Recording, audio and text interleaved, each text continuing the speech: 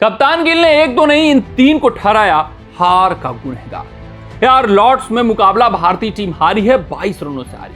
हाँ, उन्होंने अथक मेहनत किया, अथक प्रयास किया, उन्होंने जी जान फूका, अंत तक नेवर डाई एटीट्यूड दिखाए रखा, जिसके कारण हर एक क्रिकेट प्रशंसकों का दिल जीता है। लेकिन हार तो हार होती है। 22 रनों से मुकाबला हारे हैं, 2-1 से श्रृंखला में पीछे हो चुके हैं। और जब पोस्ट मैच प्रेजेंटेशन में और भाई साहब प्रेस वार्ता में कप्तान शुभमन गिल आते हैं तो तीखे सवाल पूछे जाते हैं। उनसे ये पूछा जाता है कि यार भारतीय टीम कई सेशंस में तो ऐसा लगा कि काफी आगे है मुकाबलों में, कई सेशंस में तो ऐसा लगा कि इंग्लैंड के कंधे झुक चुके हैं, इंग्लिश टीम हार मान चुकी है।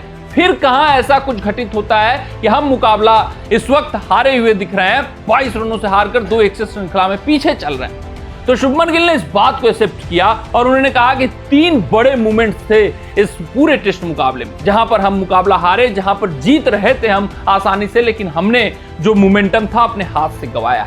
अगर सबसे पहला और सबसे बड़ा मोमेंटम जो ऋषभ पंत जो शुभमन गिल के हिसाब से गंवाया गया, वो ऋषभ पंत का रन आउट रहा।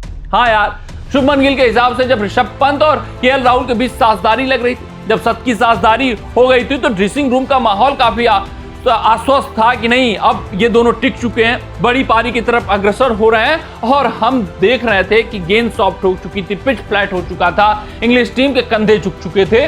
तो कम से कम 80 से 90 रनों की लीड मानकर हम चल रहे थे। 141 रनों की जब साझेदारी हो जाती है लंच से ठीक पहले, भाई साहब ऐसा अंदर मूड हो चला था कि अब भाई हमें हरा पाना मुश्किल हो जाएगा। हम काफी स्ट्रेंथ वाले पोजीशन पर पहुंच रहे थे, लेकिन ब्रेन फेड मूवमेंट होता है जस्ट ठीक लंच से पहले, और वहां पर ऋषभ पंत विकेट अपना गंवाते हैं रनआउट के रूप में। बेन स्टोक्स का ब्रिलियंस, वो जो थ्रो आता है, और वो गेम चेंजिंग मूवमेंट था, सबसे बड़ा मूवमेंट था शुभमन गिल के हिसाब से। सिर्फ शुभमन गिल ही नहीं यार, हर एक क्रिकेट एक्सपर्ट भी यही मानते हैं कि जो रन आउट रहा ऋषभ पंत जो बड़ी पारी की तरफ अग्रसर करते हुए दिखाई दे रहे थे, राहुल और ऋषभ पंत की जोड़ी काफी थ्रेटनिंग दिखाई दे रही थी, 141 रन की महत्वपूर्ण साझेदारी हो गई थी, वो गेम चेंजिंग मूवमेंट था, क्योंकि सचमुच इंग्लिश टीम के कंधे झुक चुके थे। वहीं अगर मैं शुभमन गिल की बात करूं तो दूसरा जो बड़ा उन्होंने कारण बताया, कहा कि चौथे दिन आखिरी 1 घंटा जो हमने खेला क्रिकेट, वो बहुत बेकार खेला। वहां पर काफी एक खराब शॉट एग्जीक्यूट किए गए, जो शॉट क्रिकेट अंतरराष्ट्रीय स्टैंडर्ड के हिसाब से ठीक नहीं थे, वो शॉट गवाए। हमारे टॉप ऑर्डर से ऐसी उम्मीद नहीं थी, उसमें अपने आप को भी इंक्लूड किया। यशस्वी जायसवाल यार जिस तरीके से बेतुका शॉट खेलते हैं पहले ही ओवर में जोफ्रा आर्चर के खिलाफ, सचमुच वो बेतुका था। फिर शुभमन गिल वो भी कल्प्रिट थे, जिस तरीके से उन्होंने बल्लेबाजी की, फुल टॉस गेंदें छोड़ा और 9 गेंदों में कम से कम 4 से 5 सिंपल गेंदें वो बीट करते हुए नजर आए। यानी साफ तौर पे उनके ऊपर कप्तानी का दबाव इस मुकाबले में झलका था, इस पारी में झलका था। रिस्पॉन्सिबिलिटी लेनी चाहिए थे, नहीं ले पाए। और इसी बात को शुभमन गिल प्रेस वार्ता में बोलना चाह रहे थे कि यार जो डे 4 का आखिरी 1 घंटा था, वो हमने गवाया मोमेंटम, वहां पर हमारी बल्लेबाजी अच्छी नहीं हुई। टॉप ऑर्डर के बल्लेबाज, उनको अच्छा खेलना चाहिए था, वो रिस्पॉन्सिबिलिटी नहीं ले पाए।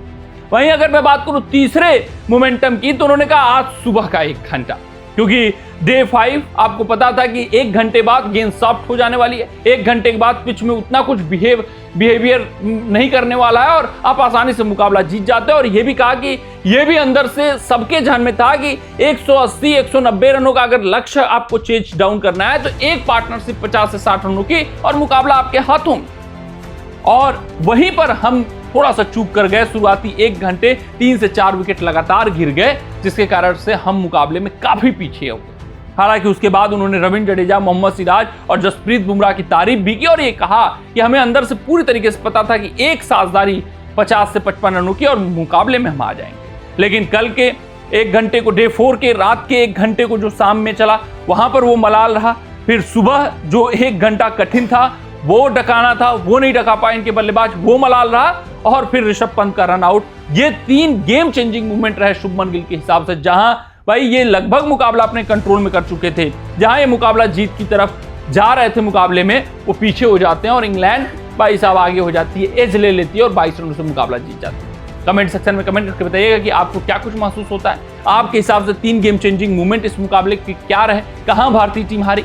अपना राय जरूर साझा करिएगा। मिलते हैं आपसे अगले रिपोर्ट में, तब तक अपना ध्यान दें, सुरक्षित रहें, स्वस्थ रहें, मस्त रहें। जय हिंद, जय भारत।